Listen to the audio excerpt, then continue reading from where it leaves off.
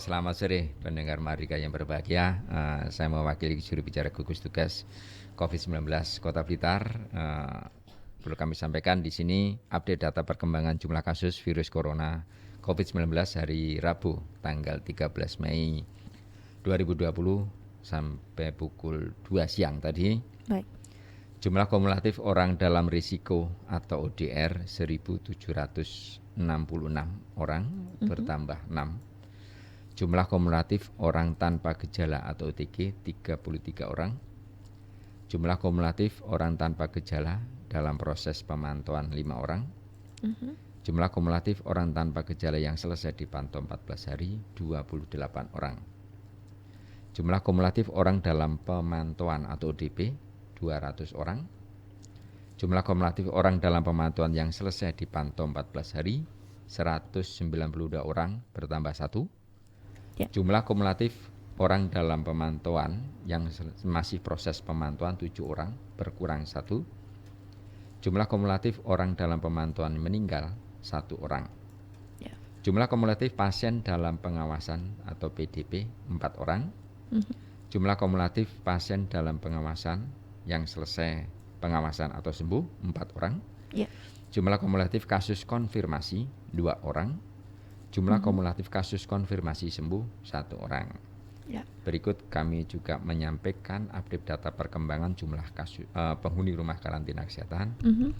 Jumlah pekerja migran Indonesia yang masuk hari ini 0. Jumlah kumulatif pekerja migran 9 orang. Jumlah pemudik atau pendatang yang masuk hari ini 2 orang. Jumlah kumulatif pemudik atau pendatang 69 orang. Jumlah kumulatif penghuni yang dipulangkan 14 orang.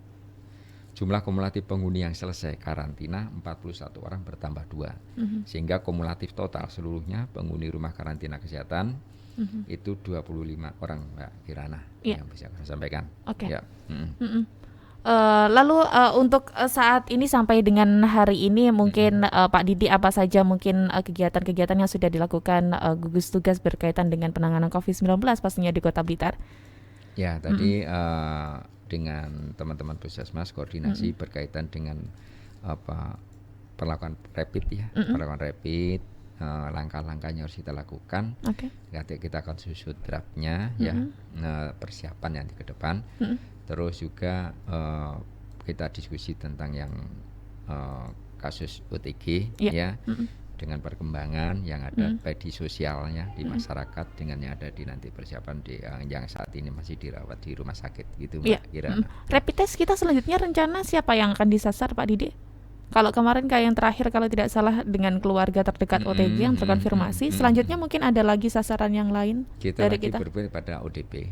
Ya, ODP ya, dengan ODP yang sudah ada beberapa masuk, dengan tentunya ada beberapa yang kita bahas mematangkan dengan sepanjang alur atau SOP yang ada ya. Ini kan harus dimatangkan betul ini ya, berhubungan dengan lagi ketika ODP dinyatakan ada yang reaktif kan, ya harus langkah-langkahnya harus apa yang harus dilakukan kan, itu dimatangkan dulu sehingga nanti pada saat pelaksanaannya nanti tidak terjadi kebingungan ya teman-teman yang di wilayah di Puskesmas. Dan tentunya kita masih koordinasi dengan provinsi ya. Saat ini kan masih dibatas sampai tanggal 17 Mei. Itu BPTKL belum bisa menerima karena semakin banyaknya nanti kita mempersiapkan dulu proses alurnya. Kalau di sana sudah bisa menerima, kita coba lakukan seperti itu, Mbak. Itu. Yang perlu ditekankan kembali bahwasanya rapid test ini untuk saat ini yang kita lakukan terhadap orang-orang yang memang kita prioritaskan, yang memiliki resiko tertinggi, betul, seperti itu ya, betul. Jadi, Pak Didi. Kita kan tidak sekedar kita memilah juga beberapa hal. Jangan sampai nanti ini efek yang luar biasa, efek yang perlu yang perlu dipikirkan nanti ke depan lagi seperti itu dulu. Nanti hal-hal yang lain nanti kita bicara diskusi dengan Satgas Gugus Tugas itu, Pak.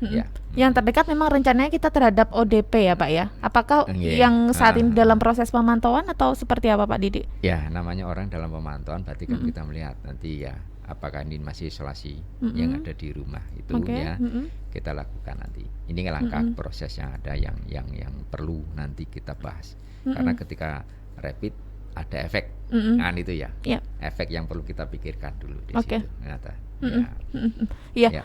Dan Pak Didi sekali lagi ini untuk meredam kepanikan masyarakat di luar sana yang masih banyak sekali yang panik ketika mendengar kasus konfirmasi di Kota Blitar bertambah begitu. Meskipun memang kita sudah melakukan banyak sekali langkah-langkah ya Pak ya. Apa yang perlu dilakukan masyarakat setempat ini Pak supaya tidak terlalu panik berlebihan seperti itu kan? Untuk menjaga diri sendiri mungkin apa saja yang bisa dilakukan masyarakat saat ini ya? Ya, artinya kita tidak bisa melihat, anggap aja gini. Kita anggap saja diri kita ini ada virus, itu saja. Kalau kita anggap diri kita ada virus, berarti kita harus hati-hati. Itu ya. Kita nggak usah melihat orang lain, ya toh. Kalau diri kita ada virus, berarti apa? Masker, yang terutama ya, sama-sama masker, cuci tangan. Dia termasuk dengan keluarga. Jangan merasa diri kita itu tidak ada virus gitu loh ya. Terus ketika ada yang di OTG atau semuanya rapid, itu biasa aja, nggak usah jadi ketakutan yang luar biasa. Ya toh. Itu kan karena apa? Kita juga bisa mengalami yang sama, ya toh. Sepanjang itu istilahnya protokol yang itu kita abaikan ya. Tapi kalau dengan sudah begitu semuanya, kita nggak usah terlalu galau ya. Waduh nanti tertular ya. Potensi tertular itu pasti ada. Ya toh. Tetapi bagaimana caranya kita sehingga sampai tertular kan gitu saja. Yo, kalau sudah yang jadi itu yang di OTG kasarannya sudah. Kalau sudah dilakukan isolasi mandiri, ya sudah itu dia sudah akan lakukan seperti itu. Nah, nggak terlalu diributkan dipermasalahkan yang membuat jadi masalah ya, menjadi masalah sosial. Kita sudah akan memahami itu. Ya sepanjang mari kita dukung. Itu aja ini. Kalau yang diisolasi mandiri, apa yang kita bisa lakukan untuk buat mereka?